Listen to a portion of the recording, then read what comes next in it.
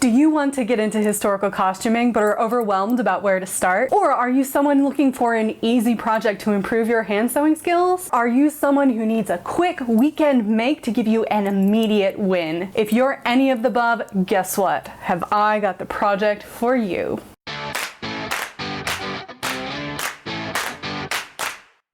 Hey y'all, Jackie here, and welcome to Fantastical Follies, where we goof off and sew things.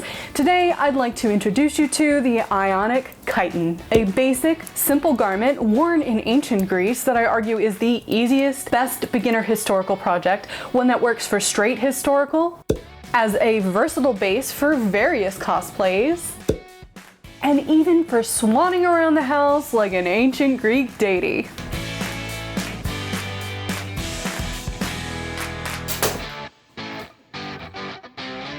If you want to learn how to make this outfit, keep on watching. What is an Ionic Chiton? Give me a word. Any word, and I show you how the root of that word is Greek. Ionic chitons were worn in Greece in the 6th century BC. For women, these served as a base layer over which a wrap called a himation was often worn. Men also wore these chitons, although they tended to be much shorter, ending around the knee or around the ankle for more formal occasions. They were usually brightly colored and either embroidered or woven with various designs. They were fastened by pins, buttons, or sewn at the top, were generally made out of wool or linen. If you like more information, I've linked to my limited research below. Why is this a good beginner's project? This garment is so simple to make.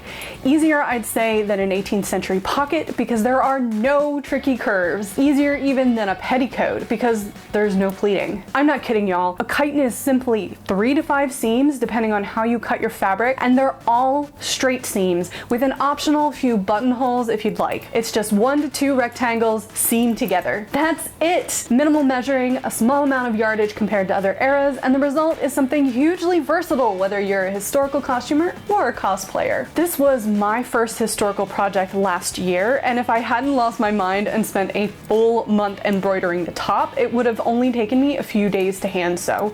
That's it. And if you use a machine, this baby can make up in probably an hour or 2.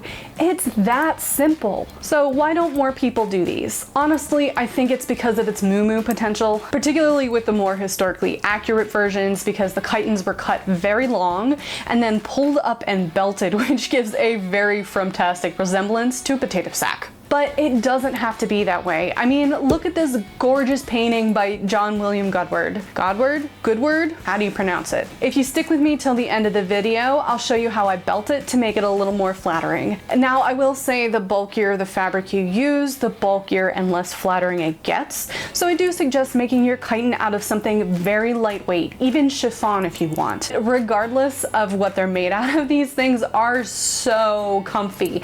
I just wear them around the house. That's how much I love them. And if you like comfy instant gratification projects, how about smashing that like button to let me know? But Jackie, how is this a Rings of Power cosplay? Now, I did film all the footage for my very first chiton last summer, but because it was my first and I was still figuring out the whole video thing at that point, the footage I have is really not great. It's a shame because I spent so much time on a very funny intro that involved a lot of cooking, but y'all will never see it because it just didn't look good. I've been wanting to do another chiton video because I do think that this is a great beginner project that should be available to people starting out. There aren't a ton of videos about the subject, and the ones that exist are quite old. Imagine my delight when watching the new Rings of Power series to see that there were some definite Greco-Roman influences in the costume design. I've also been seeing so many great Rings of Power cosplays as of late and wanted to join in on the fun. So I decided to stash bust and make a new one to show y'all and use it as a Galadriel inspired cosplay. I had some white organza weight linen I'd originally planned for the sleeve ruffles of my Bowie gown, but decided it was too clunky and opted to buy some silk organza instead. I was left with 3 yards of this linen that I wasn't sure what to do with, and for me that's the ideal amount of fabric for a chiton, so It was perfect. The plan. I'm hoping to have this chiton work for various costumes and cosplays. So I'm going to dye the fabric green using fiber reactive dyes to match a tiara I just made. So this isn't going to be a direct match of what Galadriel wears. It's going to be a look inspired by it. And it's also not going to be a 100% historically accurate version of a chiton either. It's going to be somewhere in between, but because I do have historically adequate chiton already, I'll show you various options of how to modify what I'm making in order to be more or less historical based on your preferences. Before we cut the fabric, let's talk about your options. Grain doesn't really matter with this project, so you can either cut your fabric on the straight or cross grain depending on what you've got. The chiton is a very simple construction, so you can either fold it and make one seam or take two rectangles together and seam the sides. Then you just have to hem the raw edges and either sew the shoulder seams using tacks on each arm or use buttons like my sweater here. You'll want somewhere between 3 and 5 on each side.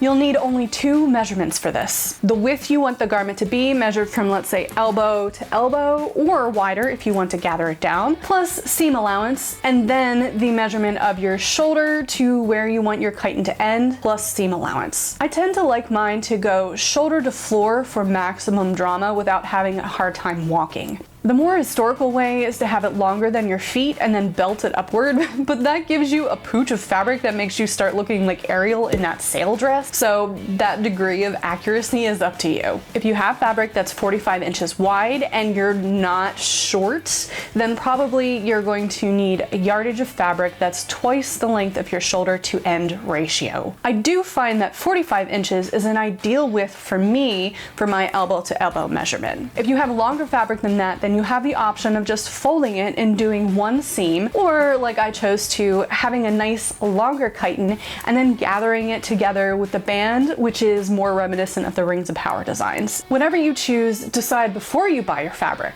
All right, let's cut this baby. First things first, since I need to cut this and this fabric is squidgy, I'm going to pull a thread to get a straight line. This is the way I found that is easiest for me, but of course there are multiple ways of doing it. First, use a pin to draw out a single thread, then pull it gently. It may break, but that's no big deal. Use your pin to pull the thread out again and keep going. Again, you're just dealing with 1 or 2 rectangles here, so this step isn't 100% necessary. Once the thread is gone, you'll have a channel you can then cut along to get a nice on-grain snip. Now to pin the side seams. If you cut like I did, then your selvages are on the sides. This means that you don't have to edge finish the sides at all. However, because I'm extra, I'm going to do it anyway. Pin offsetting the lines by a scant 1/4 inch for felling later. If you aren't edge finishing, just leave the ends even. Alrighty, we are going to sew up our side seams. I'm going to go down onto the table and show you how I do it. This is just regular thread. I pulled this out of my stash, 100% polyester. If you want to be historically accurate, you can use linen thread. I'm sure that's what they used. We don't really know because of course there are no extant garments remaining from this time period. This is my little wax cake. I'm going to run each side through a couple of times. Now, a lot of people have different ways of waxing their thread. This is my way. There are other ways. This is what I like. Okay, and then I'm just going to use my hands to warm up the thread and make sure that the wax goes in. There we go. Now for the back stitch, I am going to double this. This particular fabric is very lightweight and I probably don't need to, but my intention is to put this in the washing machine. So I would like my seams to be as strong as possible, so I'm going to double my thread. That is totally up to you. You do you. This is the knot that I do. 1, 2, and then pull it through. Maybe. There we go. 1, 2. It's usually prettier, but of course I'm on camera right now, so why would it look nice? All right, thimble. This is not my real thimble. This is my emergency thimble because I still haven't gotten new ones yet. Your instinct is to sew on this side, right? But we actually want to flip it around and sew on the back. We're just going to do a back stitch and we're going to stitch kind of like slightly below the top of this fabric. Now this is a little bit easier because we're on the selvage. I'm just going to start here, move our needle in like that, make one continuous line, I don't really care about stitch length for this. Nobody's gonna see these stitches. It doesn't matter how fine or how unfine they are, as long as they're sturdy and they hold. There is a time and a place for very neat stitches, but this doesn't matter.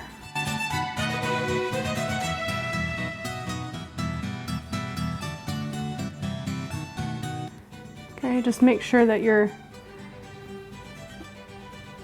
keeping all of the fabric in. All right, you get the point. I'm gonna go ahead and finish this off, and I will check back with you when I have both sides stitched. Here's the finished backstitched seam. After pressing the seam open, then iron the seam allowance over so that the longer side is on top. I know you're asking yourself, but what, Jackie? Did you change projects on us or something? That doesn't look like the fabric you were just working on a minute ago. Well, it is. I decided to re-dye my linen. As some of you may know from watching me on Instagram or in the community tab, I ran out of dye when I was dyeing this originally and ended up with like a light teal color instead of the emerald green that I was looking for. And I was going to keep it because it is very much in the vein of Numenor, but in the long run, it just didn't go with the accessories I wanted, and it didn't go with the other costume pieces I wanted to use it for, so, you know, I gotta make sure it matches the tiara, folks. It's green now.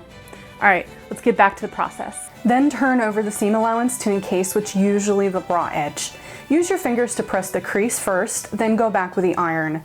Then you'll whip stitch or hem stitch the felt edge to the garment using small stitches so you don't see them on the other side. Next, it was time to hem. Yes, I'm kind of going out of logical order, but humor me. I've marked 1/2 inch all around the bottom and pressed, and now I'm folding under by 1/2 to create a 1/4 inch hem. My iron is kind of incontinent, sorry. To do a hem stitch, take your needle and pick up a scant 1 or 2 threads of your garment, and then stick it into the top of your folded piece of hem. Rinse, wash, repeat. The smaller you make your stitches and the fewer threads you prick through on the garment, the more invisible the stitch. Once it's done, you'll want to iron your seam. Don't skip this. Here's where I start to deviate from tradition. This is what a historically adequate chiton looks like. This is the first one I made, painstakingly embroidering the top, by the way. The top of the chiton gets folded over twice like the hem, except each turn is the width of your button size plus say about 1/4 inch.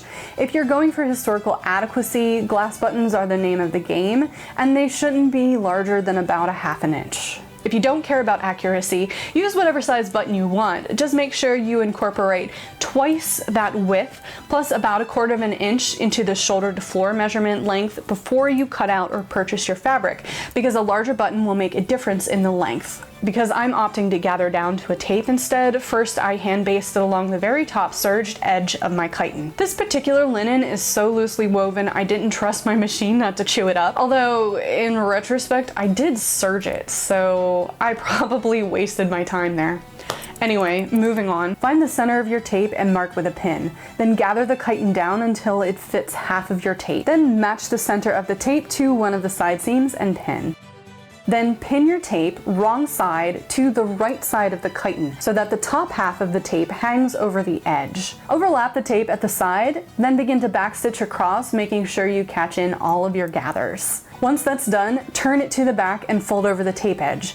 Pin it down, making sure the edge of the tape is slightly higher on the edge of the other side so your stitching won't show through.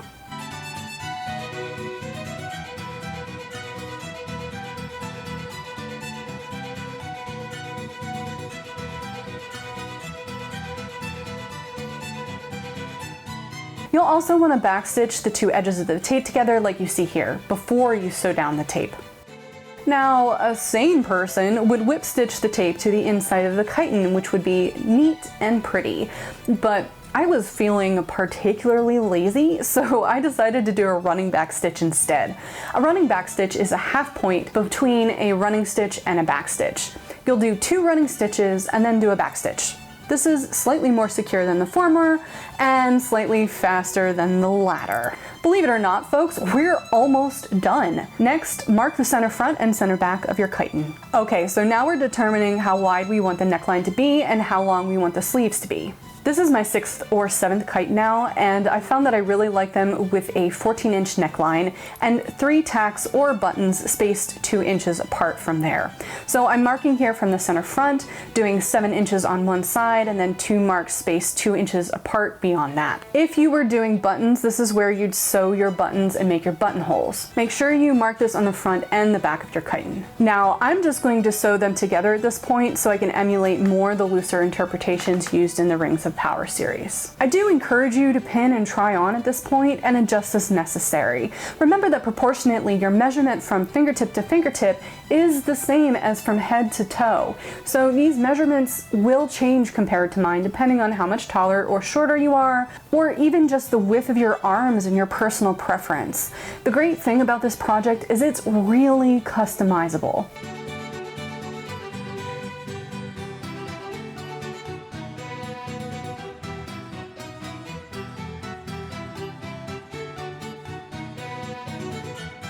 Once you've sewn that together or done your buttons, this thing is finished. And that's it. Seriously, y'all, this project is so simple. Before we get to the reveal, I just wanted to take a minute to say thank you to all of you who've made it this far. I upload every other Thursday, and I appreciate each and every one of you who land here on my channel. I love making these videos and sharing them with everyone. It's such an honor. If you're watching this on the day it airs, then it's actually my birthday. And even if it's not, how about hitting that subscribe button or leaving me a little note in the comments below? These small things go a huge way toward helping my weird little channel get seen, and I truly appreciate all of your support, no matter how small. All right, let's go to Numenor. Well, kinda.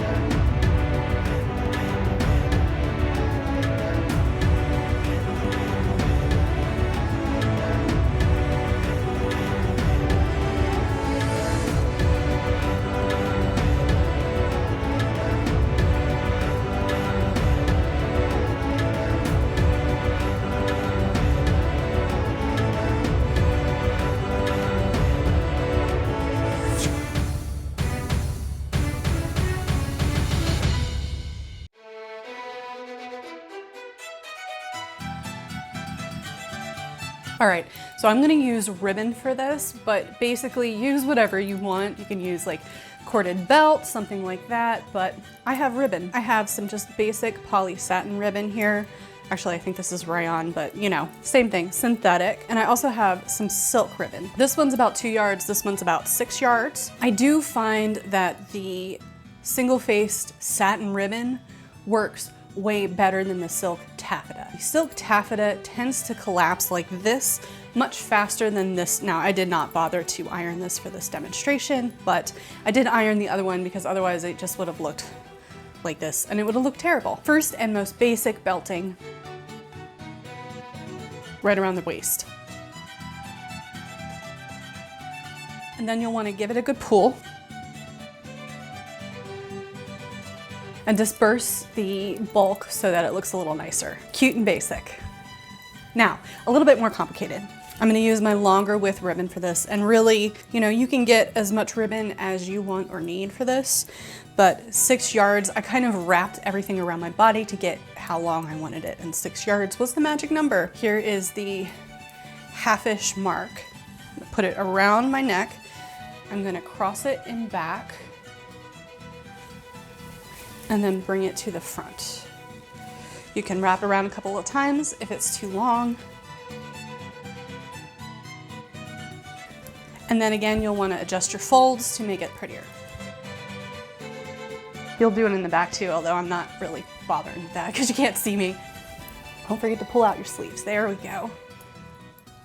All right, and the slightly more complicated version of this is actually the one that I like better. All right, once again, I'm gonna start with kind of the center here, and I'm gonna wrap around the front of me first, crisscross in the back, and then we're gonna pull it up here over the shoulders, crisscross it down, and then tie it.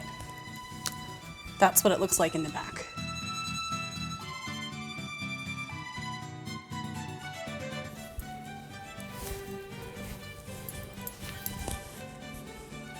Alternatively, you could then, come here.